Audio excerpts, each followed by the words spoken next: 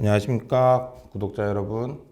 오늘은 로엘 이슈 속 작은 코너 법을 알려주는 남자 김도윤 변호사 편입니다.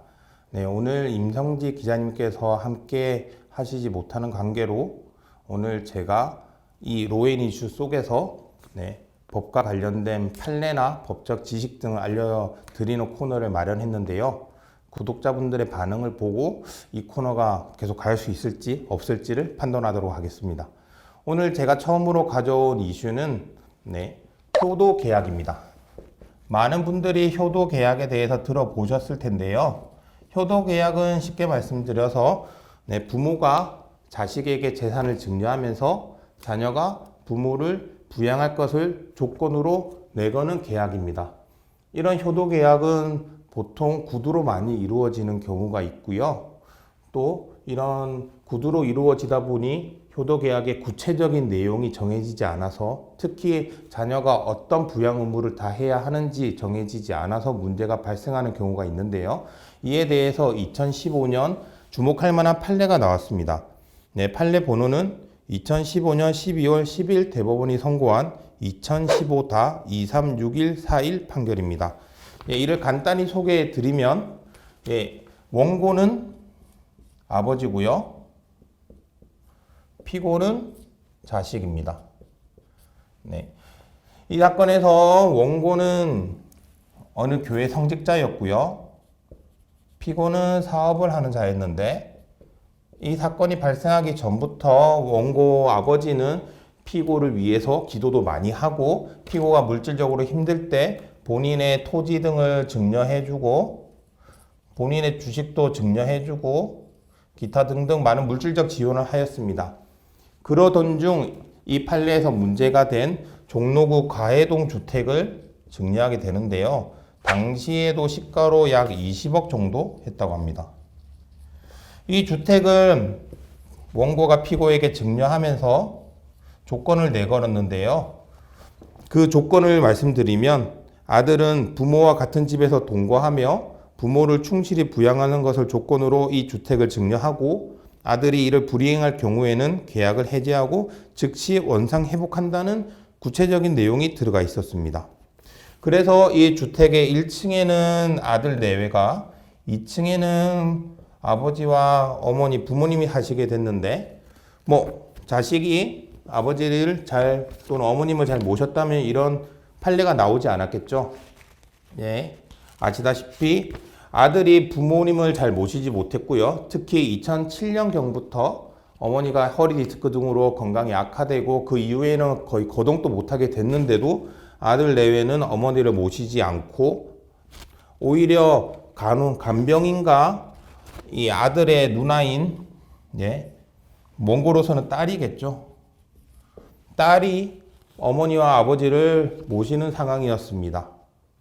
이에 화가 난 원고는 피고에게 서운한 마음을 가지게 되었는데요.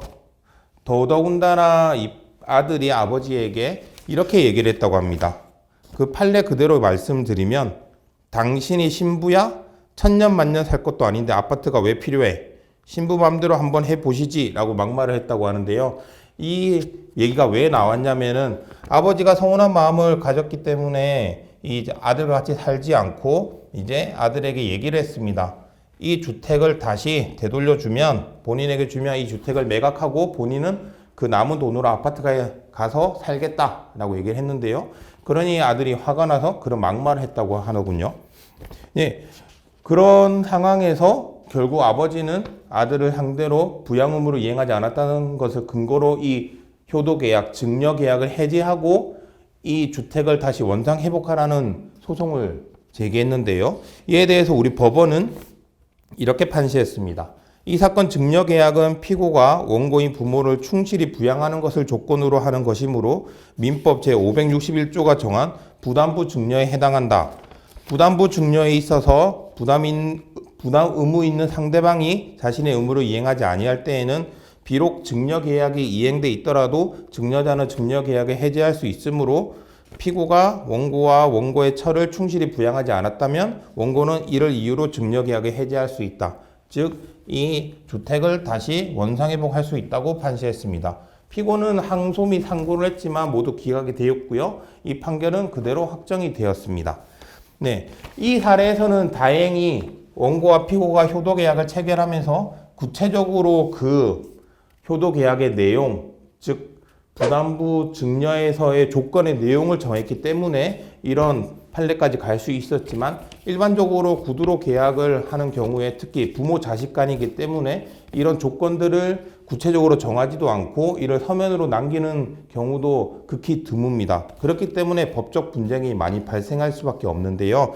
왜냐하면 이 증여라는 것 자체가 이미 증여를 한 경우에 증여를 받은 사람이 증여를 한 사람에게 뭐 범죄 행위를 하거나 부양 의무로 이행하지 아니한 때에만 증여를 해제할 수 있고, 또 증여를 해제하기 위해서는 부양 의무로 이행하지 않은 때로부터 6개월 내에 해야 하며, 해제한다 하더라도 이미 이행된 부분에 대해서는 이를 다시 반환을 받을 수 없기 때문에 이런 증여를 한 경우에는, 부담부 증여가 아닌 경우에는 원상 회복을 받기가 어려워지는 것입니다.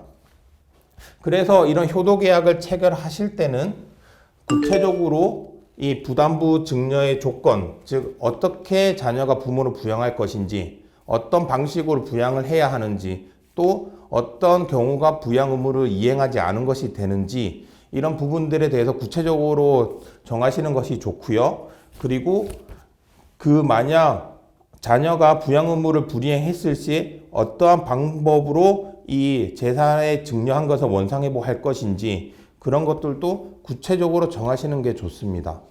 그렇게 하지 않으면 이 사례와 같이 만약에 소송을 건다 해도 소송에서 이길 수 있는 확률이 극히 줄어들 수 있으니 이 부분은 효도계약을 체결하실 때 꼭 주의하시기 바랍니다.